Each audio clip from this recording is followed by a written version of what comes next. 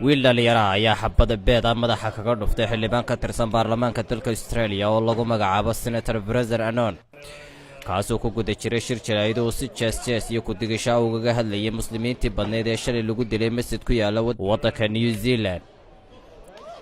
ninkan xildhibaanka oo ka mid ah dadka cunsuriyiinta ah ee muslim nacaybku madax maray ayaa shirkiisa jaraa'id ee uu qabtay isla maalintii shalay ee Jimcaha ahayd waxa uu ku sheegay kuna dooday in bulshada muslimiintu yihiin dad qaxoonti ah oo dambiyo badan geysta isla markaasna fuliyo weerar argagixiso isagoo xusay in weerarkii shalay lagu qaaday masjid ku yaala New Zealand uu ahaa mid ka dhashay sida uu hadalka u dhigay dambiyada ay dadka muslimiinta ahi fuliyaan oo abaalkooda lagu marinayo. hase yeeshee xildhibaankan cunsuriga ah oo ku dhex jira hadalkiisan xambaarsan cunsuriyadda iyo islaam nacaybka ayaa waxaa si kalisaa u soo ag istaagay wiil dhalinyaro ah oo la sheegay inay da'diisu tahay 17 jir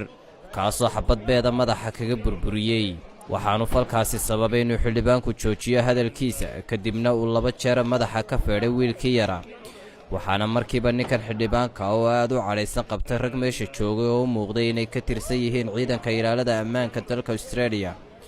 kuwaasoo ka hortagay inuu waxyeello gaadhsiiyo wiilka yar ee beedka ku dhuftay.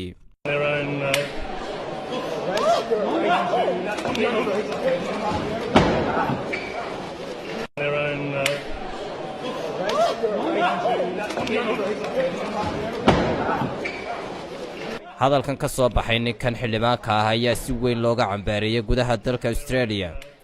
iyo meelo badan oo caalamka ah iyadoo ra'iisul wasaaraha Australia Master Scott Morrison oo saxaafadda la hadlay Sabtidii maanta uu ku dhawaaqay inay mooshin ka dhan ah ninkan xildhibaanka ah u gudbin doono baarlamaanka dalkiisa si looga qaado tallaabada ku habboon iyadoo ra'iisul wasaaruhu sheegay inuu hadalkan ka soo yeedhay xildhibaanku uu yahay mid ka baxsan anshaxa loona dulqaadan doonin in qof muwaadin shicib ah hadalkaas oo kale uu ku hadlo iska dhaaf mas'uul qaran oo xubin ka ah baarlamaanka Australia. geesta kale ciidanka booliska ayaa sheegay in wiilka dhalinyarada ah oo la xidhay markii uu beedka ku dhuftay ninka xildhibaanka ah hadda uu dib u helay xorriyadiisa iyadoo aan wax dambi ah lagu soo ogin waxaana muuqata in wiilkan yari oo shacbiyad badan kasbaday kadib markii baraha bulshada lagu faafiyay muuqaalka laga duubay markii uu beedka ku dhuftay xildhibaanka cunsuriga